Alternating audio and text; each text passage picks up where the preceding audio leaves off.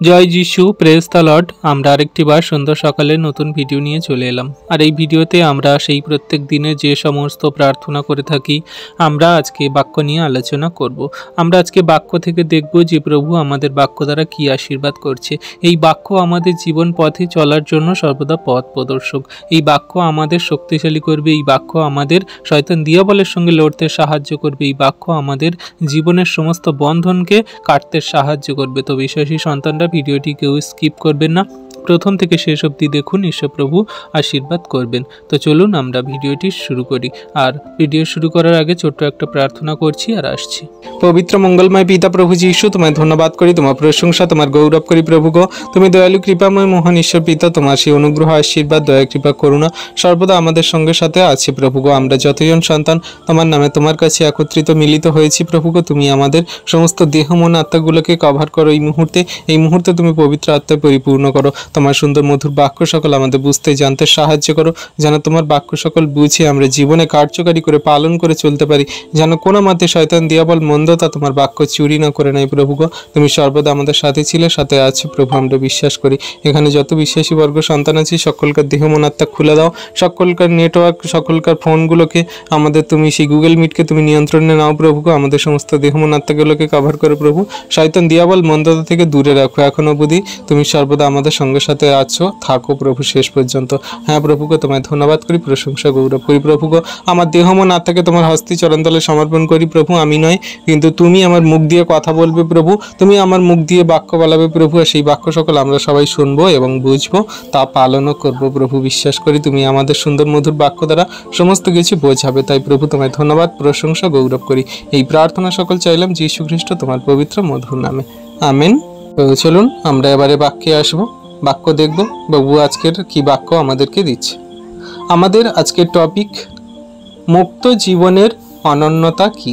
আমরা এই বিষয় নিয়ে আলোচনা করব।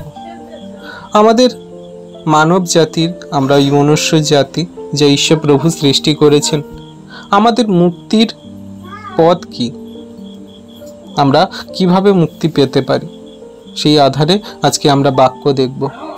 আমরা মানব জাতি মুখের কাছে নয়, আমাদের মানব জাতির এই যে আমরা সম্পূর্ণ মনুষ্য সৃষ্টি হয়েছি, আমরা কিন্তু সেই মুক্তি আমাদের ধর্মের কাছে কিন্তু আমরা মুক্তি পাবো না। কোনো রকম ধর্ম দিয়ে কিন্তু মানুষের কোনো রকম মুক্তি হয় না।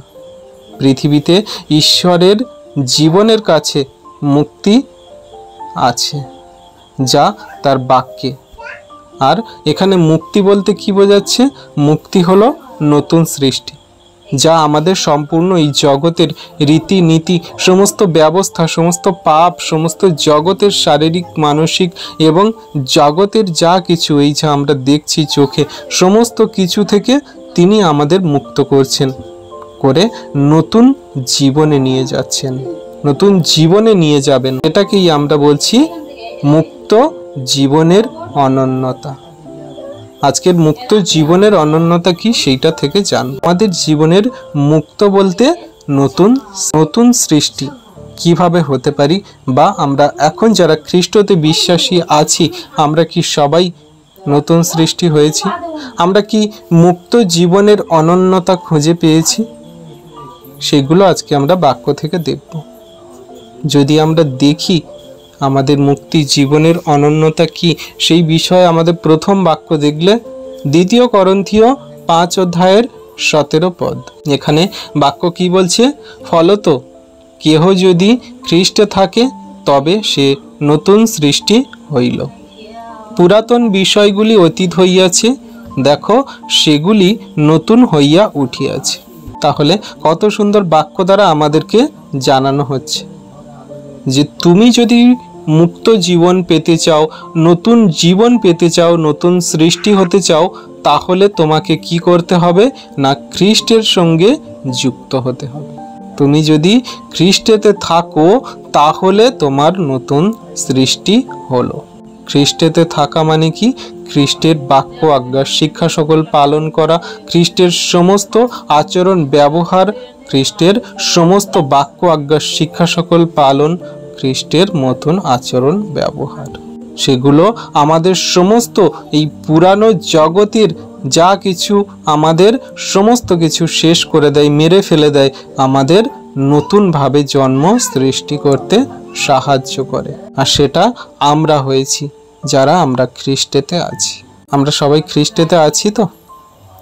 আজকে যারা আমরা খ্রিস্টতে বিশ্বাসী, যদি আমরা খ্রিস্টতে বিশ্বাসী হই, আমরা যদি খ্রিস্টতে থাকি, তাহলে আমাদের নতুন সৃষ্টি, নতুন জন্ম, আমরা নতুন হয়ে এখনো পর্যন্ত খ্রিস্টতে আছি। আমাদের সমস্ত বিষয়গুলি নতুন হবে। কোন কোন বিষয়গুলো নতুন হবে? আমাদের আচরণ, ব্যবহার, কার্য, আমাদের সমস্ত এই জগতের বৈভবের যে চাহিদা, প্রয়োজনীয়তা, পুরানো মনুষ্যত্ব, আমরা যে পাপময় জীবন, ব্যভিচার, নরহত্যা, বেশ্যাগমন, আমরা যে খারাপ আচরণ, ব্যবহার, মুখের কথা, বাজে মন্দ, আমাদের চোখের দৃষ্টি, আমাদের সমস্ত কার্যকলাপ, যা কিছু ছিল সমস্ত কিছু পুরানো চলে গিয়ে আমাদের নতুন হবে। নতুন আমাদের সৃষ্টি হবে এমনভাবে যে আমাদের আচরণ, ব্যবহার, কথাবার্তা, কার্যকলাপ সমস্ত কিছু খ্রিস্টের মতো হবে, কারণ আমরা খ্রিস্টেতে আছি। খ্রিস্ট আমাদের মধ্যে আছে, তাই আমরা খ্রিস্টের মতো হব, খ্রিস্ট যিশুর মতো হব। আর এটা আমাদের মুক্ত জীবনের অনন্যতা, আমাদের মুক্ত জীবনের নতুন সৃষ্টি, যা ঈশ্বর প্রভু সেই বাক্য দ্বারা আমাদেরকে জানাচ্ছে।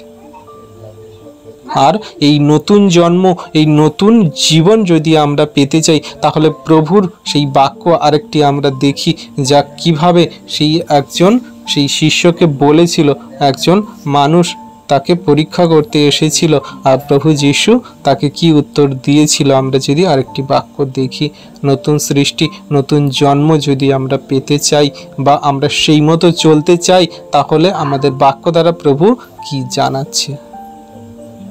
যোহন 3:3-5 এখানে কি বলছে?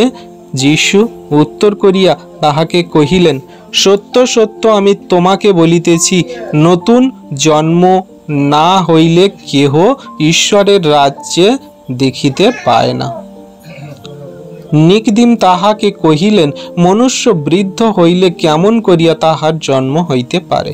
সে কি দ্বিতীয়বার মাতার গর্ভে প্রবেশ করিয়া জন্মিতে পারে? যিশু উত্তর করিলেন, সত্য সত্য আমি তোমাকে বলিতেছি, যদি কেহ জল এবং আত্মা হইতে না জন্মে, তবে সে ঈশ্বরের রাজ্যে প্রবেশ করিতে পারে না। তাহলে কত সুন্দর কথা আমাদের এখানে জানানো হচ্ছে। আমরা প্রভুর কাছে এই বাক্য সকল নিয়ে আজকে এসেছি। প্রভু আমাদের সেই বাক্য দিয়েছে, আমরা আসিনি, প্রভু আমাদের নিয়ে এসেছে তার এই বাক্য দ্বারা, তার চরণতলে। কি বলছে? আজকে যদি আমাদের নতুন সৃষ্টি, নতুন জন্ম হয়েছে, তাহলে আমরা এই সকল বাক্য ভালো করে বুঝি, দেখি আর পালন করি। প্রভু সর্বদা আমাদের সঙ্গে সাথে আছে, আর তিনি শেষ দিন পর্যন্ত থাকবেন। প্রভুর কাছে এই বাক্য দ্বারা আজকে জানবো তিনি আমাদের নতুন সৃষ্টি আর নতুন জন্মের বিষয় কি বলছে। সত্য সত্য আমি তোমাদিগকে বলিতেছি, নতুন জন্ম না হইলে কেউ ঈশ্বরের রাজ্যে প্রবেশ করিতে পারে না। নতুন জন্ম বলতে কি? তা হলো জল আর আত্মা। এখানে দুটো বিষয়ের কথা বলা আছে, একটা হলো জল, একটা হলো আত্মা। এই দুটোতে যদি না তোমার জন্ম হয়, তাহলে তুমি ঈশ্বরের রাজ্যে প্রবেশ করিতে পারবে না। তাহলে আমরা এই দুটো বিষয় একটু জানার চেষ্টা করব, যে আমরা জল এবং আত্মাতে কিভাবে জন্ম নিতে পারি। জল আমাদের জন্য, আমাদের মানুষ জীবনের জন্য কত গুরুত্বপূর্ণ।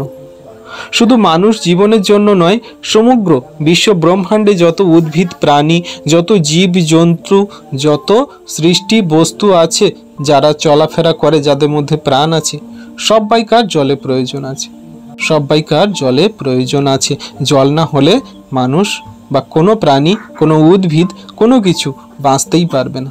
এক বিষয় গেল, যা তিনি ঈশ্বর প্রভু প্রথমে সৃষ্টি করেছেন।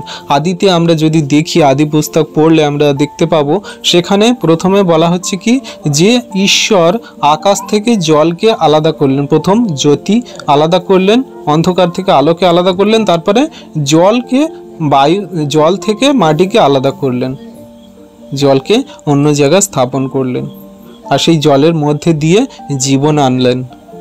সেই জলেতে নানান রকমের উদ্ভিদ, প্রাণী, মাছ, অনেক রকমের সেই জলচর প্রাণী তাদের মধ্যে সেখানে দিলেন। প্রথমে সেখানে প্রাণ দিলেন, সেখানে জলের মধ্যে সমস্ত কিছু হলো।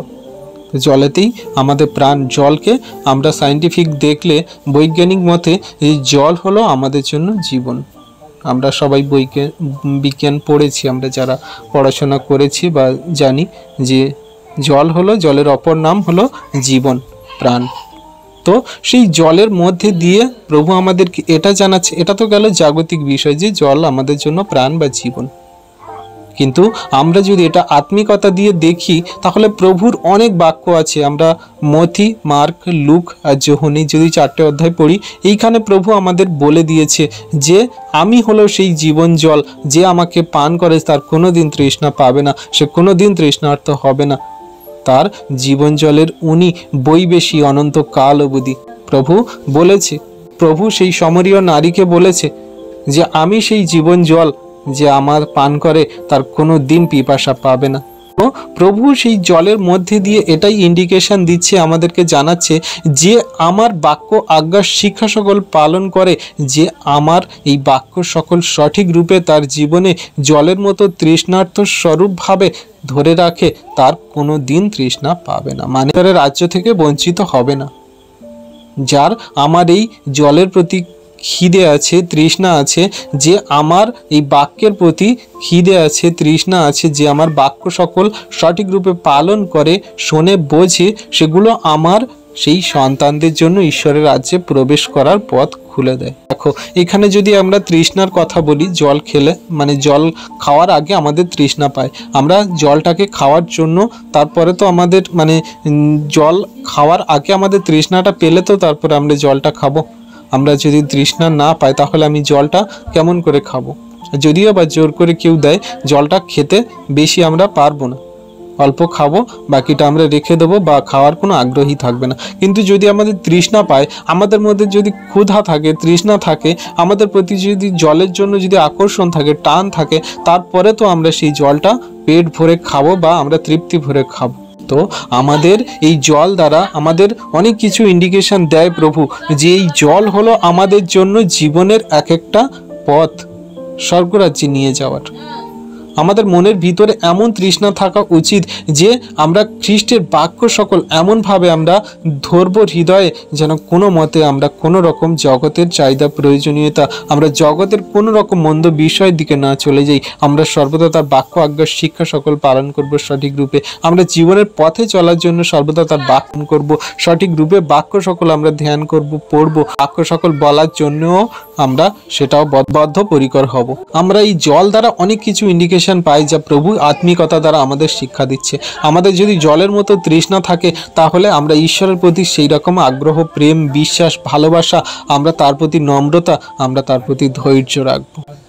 এই জল আমাদের জন্য সর্বদা জীবনের মানে এবং আত্মিকতার পথ দেখায়, যা আমরা সেই খ্রিস্টের জীবনকে, আমরা খ্রিস্টের সেই বাক্যকে, খ্রিস্টকে আমরা সঠিক রূপে আমাদের জীবনে পালন করতে পারি, ধারণ করতে পারি, যা তিনি জলের সেই উদাহরণস্বরূপ জলের মধ্যে দিয়ে আমাদেরকে জানাচ্ছে। এবারে যদি বলি যে জলে ব্যাপতিস্ম নেওয়ার কথা, সেটা তো শারীরিক বিষয় হয়ে গেল। তুমি জলে ব্যাপতিস্ম নিয়ে তোমার শরীর ধৌত হবে, কিন্তু তোমার মনকে সঠিক রূপে যদি তুমি ধৌত করতে চাও, যদি সঠিক রূপে তুমি যদি খ্রিস্টতে থাকতে চাও, নতুন জন্ম পেতে চাও, তাহলে তোমার খ্রিস্টের বাক্য আজ্ঞা শিক্ষা সকল সঠিক রূপে সুন্দরভাবে খ্রিস্টেতে পালন করতে হবে। আর সেটাই প্রভু জানাচ্ছে যে আমি জীবন জল, আমার মধ্যে দিয়ে যে প্রাণ করে, যে আমার বাক্য আজ্ঞা শিক্ষা সকল পালন করে, সে স্বর্গরাজ্য থেকে কোনো মতে বঞ্চিত হবে না। একরকম জলকে প্রভু যিশুকে ইন্ডিকেশন দেওয়া হচ্ছে, তাকে বলা হচ্ছে। আমরা যদি দেখি সেই পুরনো নিয়মে যা মৌসি সেই জলে পাথরে আঘাত করেছিল আর সেখান থেকে যে জল বেরিয়েছিল, সেটা সেই ইসরায়েলীয়রা পাহাড়ে তারা খেয়েছিল, সেটা প্রভু যিশুকে ইন্ডিকেশন করে যে প্রভু যিশু তাদের সেই জল দিয়েছিল, জীবন জল, যা তারা খেয়েছিল। আমরা জলকে প্রভু যিশুর মধ্যে দিয়ে আমরা ইন্ডিকেশন পাই, যা প্রভু যিশুর বিষয় আমাদেরকে বলে। আর প্রভু যিশু আমাদের সেই জলের মধ্যে দিয়েই আমাদের সমস্ত আত্মিকতার পথ দেখাচ্ছে, যা এই বাক্য দ্বারা, যদি তার বাক্য সঠিক রূপে আমরা পালন করি। আর এখানে আত্মার কথা বলা হচ্ছে। আত্মার কথা আমরা সবাই জানি, সেই পবিত্র আত্মা যা প্রভু যীশু খ্রিস্ট আমাদের মধ্যে দিয়ে গেছে। আমাদের কনসাস, আমাদের বুদ্ধি, আমাদের ধারণা, চিন্তা, আমরা কোনটা মাইন্ডে নেব, কোনটা আমরা ধরে রাখবো, কোনটা আমাদের জন্য সঠিক, কোনটা আমরা করতে পারি।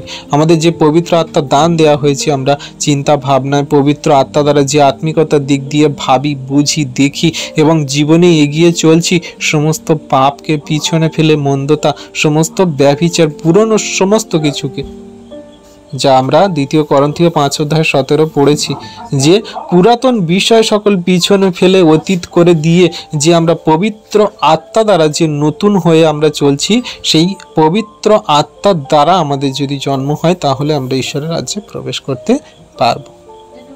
তাহলে এই জল ও আত্মা আমাদের জন্য কি না, সমস্ত কিছু খ্রিস্টের উপরেই আমাদেরকে দেখাচ্ছে, যে খ্রিস্টের উপরেই যদি আমরা বিশ্বাস করি, তাহলে আমরা অনন্ত জীবন পাবো, ঈশ্বরের স্বর্গরাজ্য পাবো। স্বর্গরাজ্য থেকে কেউ আমাদের বঞ্চিত করতে পারবে না। এখানে জল ও আত্মার কথা বলা হচ্ছে, মানে খ্রিস্ট যিশুরই কথা বলা হচ্ছে, যা আমরা সবাই জানি সেই বাক্য, যে ঈশ্বর জগৎকে এমন প্রেম করলেন যে তার একজাত পুত্রকে দান করলেন, তার প্রতি যে কেউ বিশ্বাস করে সে বিনষ্ট হয় না, কিন্তু অনন্ত জীবন পায়। তো বাক্যের অনেক রকম মানে আধার দ্বারা প্রভু আমাদেরকে বোঝায়, কিন্তু আমরা বুঝতে পারি না। কেন বুঝতে পারি না? না, পবিত্র আত্মা আমাদের সঠিক রূপে আসেনি, বা আমরা পাইনি, বা সেই পবিত্র আত্মা দ্বারা আমরা বুঝতে চাইছি না বলে। যারা জগতের মানুষ আছে তাদের বিষয় দিয়ে বলছি। যারা আমরা খ্রিস্টতে আছি, আমরা বাইবেল পড়ছি, বা আমরা সবাই এই বাক্য সকল পড়েছি, আমরা জানি কম বেশি যে প্রভু আমাদের জল ও আত্মা দ্বারা এমনি করে তার প্রতি বিশ্বাস, প্রেম, ধৈর্য, তার সমস্ত বাক্য আজ্ঞা শিক্ষা সকল পালন দ্বারা তিনি আমাদের শিক্ষা দিচ্ছে যে আমার প্রতি যে কেউ বিশ্বাস করে সেই ঈশ্বরের রাজ্য থেকে বঞ্চিত হবে না, সেই ঈশ্বরের রাজ্যে পাবে। Amen, hallelujah. আমরা সবাই বুঝতে পারছি আশা করি বাক্য। প্রভু আমাদের সিম্পলভাবে, খুব সুন্দরভাবে বোঝাচ্ছে, যা আমাদের জীবনের জন্য, যা তিনি মুক্তভাবে আমাদের চলার জন্য, মুক্তির পথ সকল দেখানোর জন্য, আমাদের জীবনের জন্য তিনি দেখাচ্ছেন। এই জীবন আমাদের ঈশ্বরের জীবনের ও প্রেমের পরিবেশনা, বা আমরা ঈশ্বরের যে প্রেমের দেওয়া দান, যা পৃথিবীর মুখে আমরা শুনতে পাই। ঈশ্বরের যে প্রেম আমরা এই পৃথিবীর মুখে আমরা শুনতে পাই, যে ঈশ্বর আমাদেরকে কতটা প্রেম করে, ঈশ্বর আমাদেরকে কতটা ভালোবাসে, আমরা এই পৃথিবীর মুখ থেকেই শুনতে পাই। এবারে আমরা বলতে পারি যে সুজিত ভাই, কিভাবে আমরা পৃথিবীর মুখ থেকে ঈশ্বরের সেই প্রেমের কথা বা ঈশ্বরের সেই অনুগ্রহ আমরা শুনতে পাই বা দেখতে পাই? যদি আমরা সৃষ্টিকে দেখি, এই ঈশ্বর যা সৃষ্টি করেছে এই সমস্ত পৃথিবীর মধ্যে, আমরা সেগুলো যদি দেখি, তাহলে কত সুন্দরভাবে তিনি সাজিয়ে গুছিয়ে, তিনি কত সুন্দরভাবে পরিকল্পনা মাফিক আমাদেরকে সৃষ্টি করেছে, তৈরি করেছে। আর সব থেকে বড় বিষয় এটা যে ঈশ্বর প্রভু আমাদেরকে তার চরণতলায় আনয়ন করিয়েছে কত সুন্দরভাবে। আমরা কোথায় থেকে কোথায় চলে এলাম, প্রভু আমাদেরকে কোথায় থেকে কোথায় বিশ্বাসী বানালেন। ঈশ্বরের প্রেম আর তার সেই আমাদের জন্য তার জীবনের যে সুন্দর সুন্দর সৃষ্টির সমস্ত পৃথিবীর যা কিছু আমাদের জন্য সাক্ষ্য দিচ্ছে যে দেখো ঈশ্বর আমাদের কত প্রেম করে, ভালোবাসে। পৃথিবীর মুখ থেকেই আমরা, সমস্ত সৃষ্টির মুখ থেকে ঈশ্বরের সেই প্রেম, ভালোবাসা, অনুগ্রহ, আশীর্বাদ এবং আমাদের এই মানুষ জীবনের মুক্তির পথ সকল আমরা দেখতে পাই, বুঝতে পারি। আচ্ছা, আমরা মানুষ, আমরা যা আমরা চোখে দেখিনি, সেটা কি আমাদের কোনো মতে ধারণা হয়?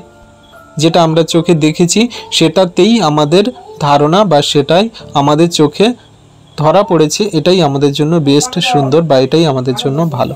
আমরা পৃথিবীর সমস্ত বস্তু যত দূর পর্যন্ত আমাদের চোখ যায়, বা যা যা কিছু আমরা জন্মের পর থেকে এখনো পর্যন্ত দেখেছি, আমরা সেগুলোকে এখনো পর্যন্ত আমরা সুন্দর বা কত ভালো বলে আমরা মানছি বা ধরছি। কিন্তু আমরা যে স্বর্গরাজ্য, ঈশ্বরের সেই স্বর্গরাজ্য যা আমরা ভাবিনি কোনোদিন, আমরা কোনোদিন জানি না সেটা কেমন হবে, কেমন সেইখানের পরিস্থিতি অবস্থা, সেখানে কি কি আছে বা কি কি থাকবে, সেগুলো আমাদের চিন্তা ভাবনার বাইরে, এগুলো আমাদের জানার বাইরে।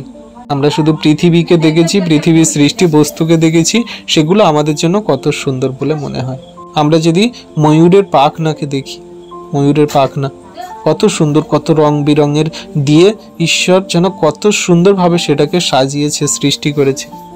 আমরা যদি প্রজাপতির পাখনাগুলোকে দেখি, সেগুলো কত সুন্দরভাবে নিখুঁতভাবে ঈশ্বর প্রভু সেখানে রং বসিয়েছে, কেমনভাবে তাদেরকে সৃষ্টি করেছে।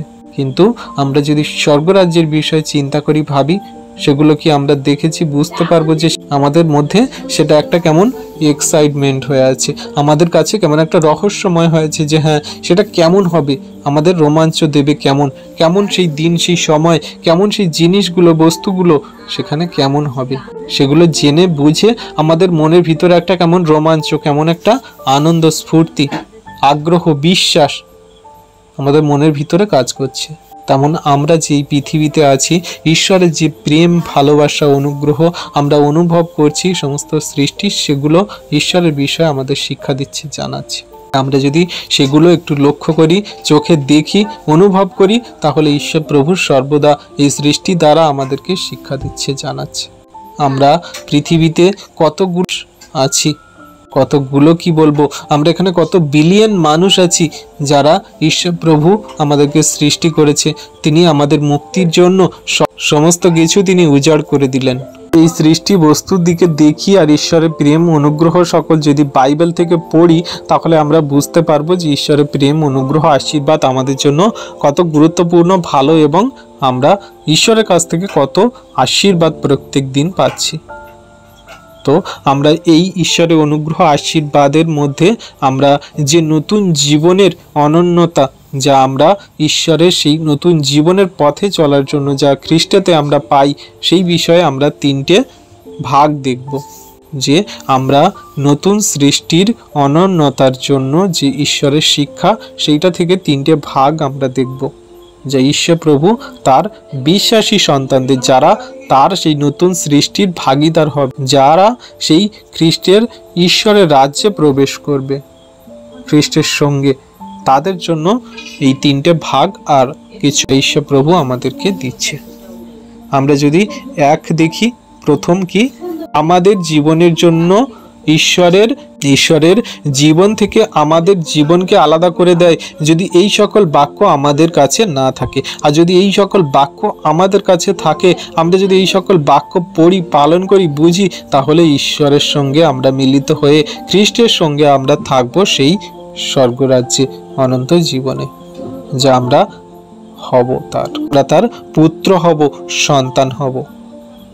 যোহন 1 অধ্যায়ের 12-13 পদ আমরা যদি পড়ি, এখানে কি বলছে, কিন্তু যত লোক তাহাকে গ্রহণ করিল, সেই সকলকে যাহারা তাহার নামে বিশ্বাস করে, তাহাদিগকে তিনি ঈশ্বরের সন্তান হইবার ক্ষমতা দিলেন।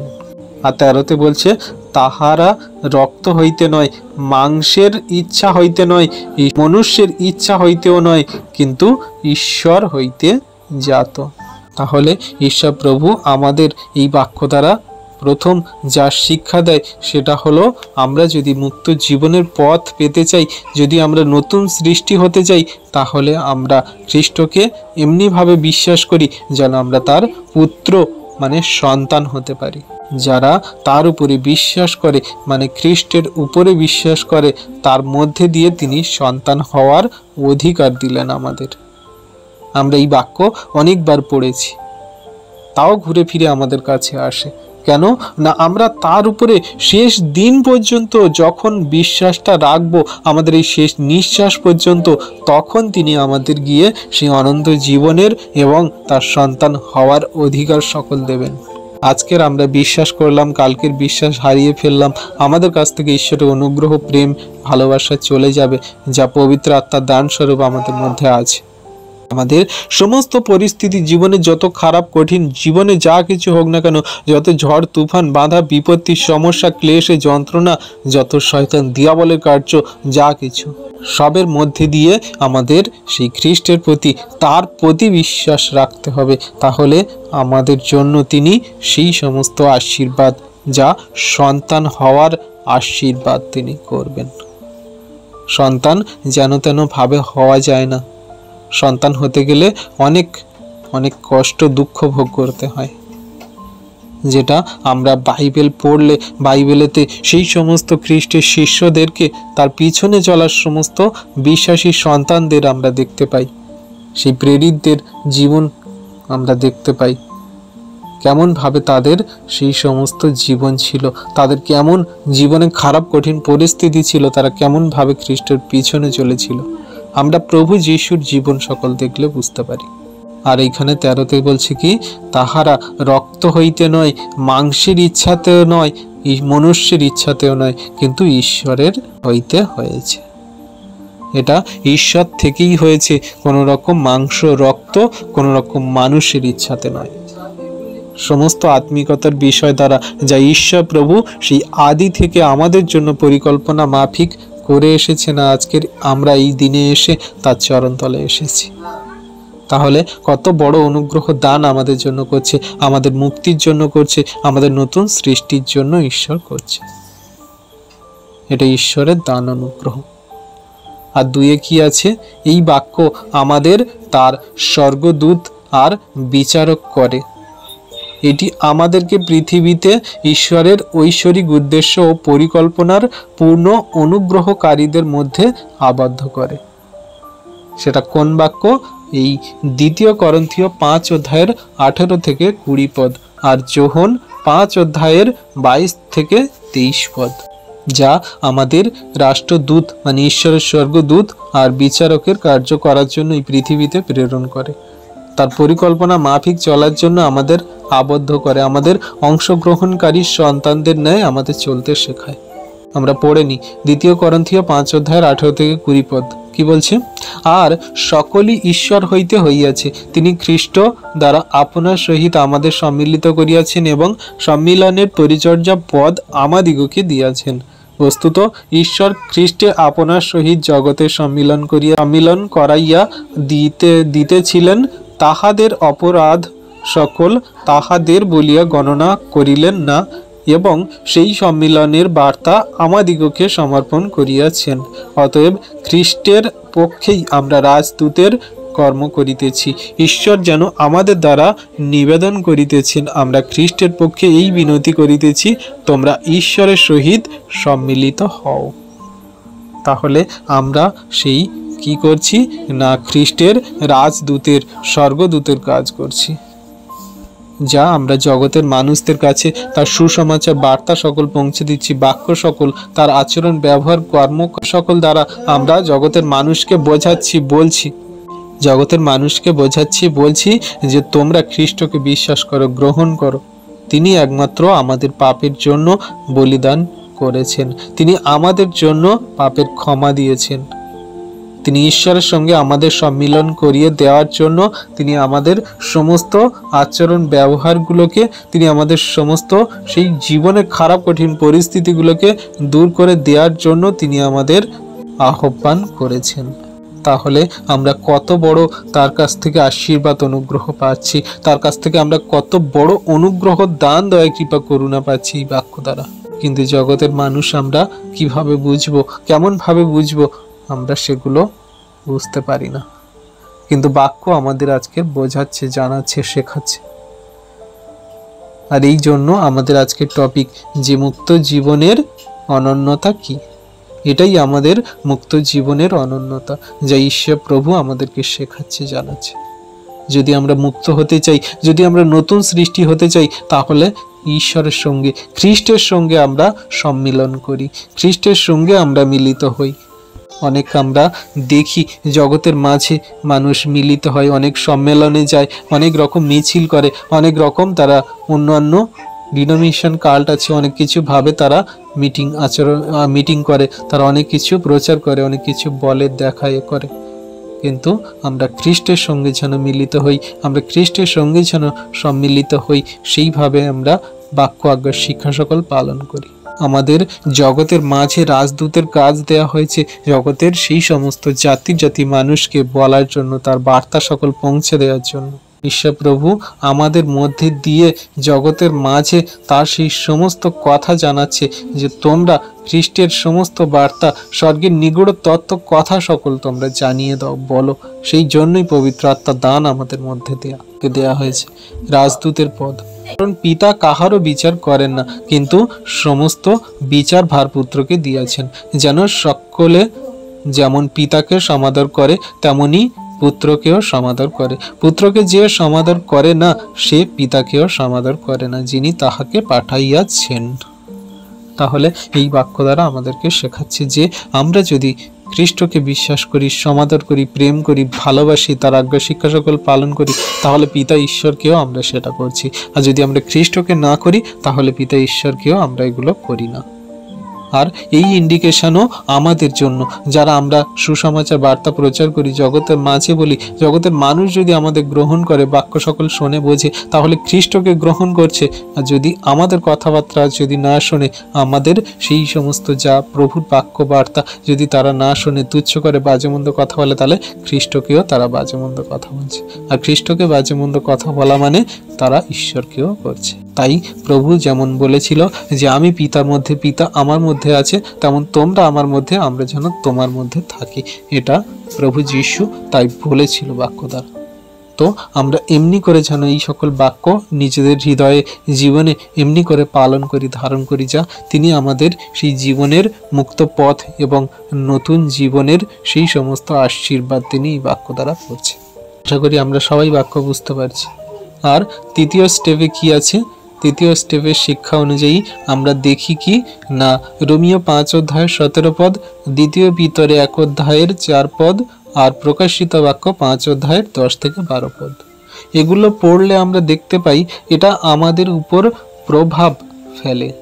ঈশ্বরের স্বর্গীয় প্রকৃতি ও শক্তিকে পৃথিবীতে গৌরবময় করার জন্য, তার রাজত্বকে স্থাপন করার জন্য এই সকল বাক্যকে আমাদের শক্তিশালী করে। তার রাজা ও যাজকত্ব পদ পালন করার জন্য এই সকল বাক্য আমাদেরকে শেখায়, জানায়, যাতে আমরা তার গৌরব, ধন্যবাদ, প্রশংসা, তার মহিমা জগতের মাঝে আমরা করতে পারি।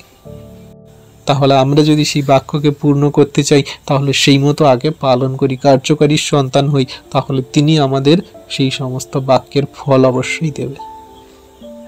তাই আজকে আমরা খ্রিস্টতে বিশ্বাসী বর্গ সন্তানরা, যারা আমরা খ্রিস্টকে গ্রহণ করেছি, শুধু আমরা যেন তেন ভাবি না। তিনি আমাদেরকে যা মনে করে, যা পরিকল্পনা করে তিনি আমাদেরকে বিশ্বস্ত বানিয়েছে, তার চরণতলে এনেছে, আমরা সেই মতো বিশ্বস্ততায় শেষ দিন পর্যন্ত জীবনযাপন করি, তার আজ্ঞা শিক্ষা সকল সঠিক রূপে পালন করি, আর সর্বদা তার বাক্য সকল ধ্যান করি, মানে পালন করে কার্যকারী করে চলি। তিনি অনন্তকাল অবধি আমাদের সঙ্গে সাথে আছে। তার সমস্ত আশীর্বাদ, অনুগ্রহ সকল তিনি আমাদেরকে করছে, দিচ্ছে। ঈশ্বর প্রভু আপন বাক্যে সকলকে আশীর্বাদ করুন। আমেন। এই বাক্যের উপরে আমি ছোট করে একটা প্রার্থনা করব আর আসছি। পবিত্র মঙ্গলময় পিতা প্রভু যীশু, তোমায় ধন্যবাদ করি, তোমার প্রশংসা, তোমার গৌরব করি। প্রভু গো, তুমি কত দয়ালু, কৃপাময়, মহান ঈশ্বর পিতা। তোমার প্রেম, ভালোবাসা, অনুগ্রহ কত মহৎ। তুমি আমাদেরকে প্রেম করে ভালোবেসে যে তোমার এই সুন্দর মধুর বাক্য সকল তোমার এই সন্তানদেরকে দিয়েছো, আমি বিশ্বাস করি প্রভু এটা তোমার অনেক বড় পরিকল্পনা। তোমার যতজন সন্তানরা এই বাক্য সকল শুনলো, তাদের হৃদয়ের মধ্যে ধারণ করলো, তারা এই সমস্ত বাক্য দ্বারা প্রচুর রূপে তারা আশীর্বাদ পাচ্ছে। তোমার প্রতি বিশ্বাস, প্রেম, ধৈর্য আর সমস্ত রাজদূতের কার্য, তারা সমস্ত কিছু তোমার শিক্ষা, আজ্ঞা এবং তারা এই সমস্ত বাক্যকে পৃথিবীর শেষ দিন পর্যন্ত বিশ্বস্ততায় থাকবে এবং জগতের মানুষকেও বলতে তারা আগ্রহ দেখাবে। প্রভু আমি বিশ্বাস করি। হ্যাঁ প্রভু, তুমি আমাদের শক্তি দেবে, সাহস দেবে, শেষ দিন পর্যন্ত চলার জন্য, শয়তান দিয়াবলের সঙ্গে লড়ার জন্য আমাদের সর্বদা তুমি গাইড করছো প্রভু, বিশ্বাস করি। তোমার এই অনুগ্রহ তোমার সন্তানদের প্রতি আছে, শেষ দিন পর্যন্ত থাকুক প্রভু। আমরা যেখানে, যেভাবে, যে পরিস্থিতিতে, যেরকম ভাবেই থাকি না কেন, তোমার প্রেম থেকে আমাদের কেউ আলাদা করতে পারবে না, তোমার বাক্য থেকে আমাদের কেউ সরাতে পারবে না, তোমার সেই অনুগ্রহ থেকে আমাদের কেউ বঞ্চিত করতে পারবে না। আমরা তোমার আছি, তোমারই হয়ে যেন শেষ দিন পর্যন্ত থাকতে পারি। শয়তান দিয়াবল থেকে আমরা যেন দূরে থাকি প্রভু। তুমি আমাদের গাইড করার সাথে থাকো। তোমার এই বাক্য দ্বারা তোমার সন্তানদেরকে ভরপুর আশীর্বাদ অনুগ্রহ করো প্রভু। এখানে যত বিশ্বাসী বর্গ সন্তান আছে, তোমার এই বাক্য সকল তাদের কান থেকে হৃদয়ের মধ্যে প্রবেশ করে তাদের সমস্ত পাওয়ারকে বাড়িয়ে দিয়েছে প্রভু, আমি বিশ্বাস করি। তাদের সমস্ত সেই ভুল ত্রুটি, অন্যায়, মার্জনা ক্ষমা করে তাদের জীবনের পথে চলার জন্য আরেকটি বার তুমি দিশা এবং তার সমস্ত সেই অনুগ্রহ, আশীর্বাদ তাদের দরজা খুলে দিয়েছো প্রভু, আমি বিশ্বাস করি। তাদের যা কিছু সেই জীবনের পথ যা তুমি আমাদের দেখিয়েছো, আমাদের সমস্ত জগৎ থেকে মুক্ত করে নতুন সৃষ্টিভাবে আমাদের আরেকটিবার গড়ে নিয়েছো পিতা, আমি বিশ্বাস করি। তোমার এই অনুগ্রহ সমগ্র জাতি মানুষের প্রতি, সমগ্র খ্রিস্ট বিশ্বাসীর প্রতি থাকুক, এখন অবধি অনন্তকাল অবধি থাকুক। আমাদের সমস্ত পাপ ভুল অন্যায় তুমি মার্জনা করো, ক্ষমা করো, তোমার বাক্যের কার্যকারী সন্তান বানাও। আমরা আচরণ, ব্যবহার, কথাবার্তা, আমাদের চোখের দৃষ্টি দ্বারা, আমাদের সমস্ত কর্মকাণ্ড দ্বারা যদি কোনো রকম পাপ ভুল অন্যায় অপরাধ করে থাকি, তুমি ক্ষমা করো, মার্জনা করো। প্রভু, সারাদিনের সমস্ত ভারকে নিয়েছো, আমাদের বাইরে যা ভিতরে আসা রক্ষা করেছো, প্রতিদিন আমাদের সঙ্গে সাথে আছো, তার জন্য তোমায় ধন্যবাদ করি। ফ্যামিলি জনদেরকে রক্ষা করছো, তুমি সবাইকার তোমার চরণতলে আনয়ন করার জন্য বদ্ধপরিকর হয়ে তোমার সন্তানদের তুমি সেই কার্যে নিযুক্ত করাচ্ছ প্রভু, তার জন্য ধন্যবাদ করি। তুমি প্রতিদিন আমাদের অনুগ্রহ দ্বারা ধরে রেখেছো প্রভু, ধরে থাকবে পিতা, বিশ্বাস করি। তোমায় ধন্যবাদ, প্রশংসা, গৌরব করি প্রতিদিন প্রতিনিয়ত। আমাদের সুখদায়ক নিদ্রা প্রদান করো, সকালে ঘুম থেকে উঠতে সাহায্য করো। সেই দিনের সকালে যেন তোমায় ধন্যবাদ, প্রশংসা, গৌরব করে তোমার সুসমাচার বার্তাও প্রচার করতে পারি এবং নিজেদের জীবনেও যেন কার্যকারী করতে পারি। সেই আশীর্বাদ অনুগ্রহ করো। তুমি সর্বদা শেষ দিন পর্যন্ত আমাদের সঙ্গে সাথে থাকো, আর আমরা যেন তোমার প্রতি শেষ দিন পর্যন্ত বিশ্বস্ত থাকি। সেই আশীর্বাদ অনুগ্রহ করো। সকল ধন্যবাদ, প্রশংসা, গৌরব যীশু খ্রিস্টের পবিত্র মধুর নামে এই প্রার্থনা চাইলাম পিতা। তুমি দেখলে, শুনলে, আর আমাদের সমস্ত জনের প্রার্থনা উত্তরকেও দিলে। আমেন।